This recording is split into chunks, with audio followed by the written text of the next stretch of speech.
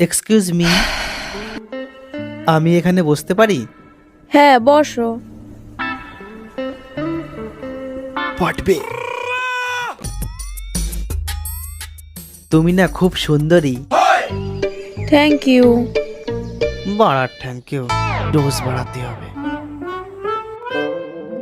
দেহ ঠাকুর থাকো, সাবন না খাইয়ে বসে দেহ ঠাকুর।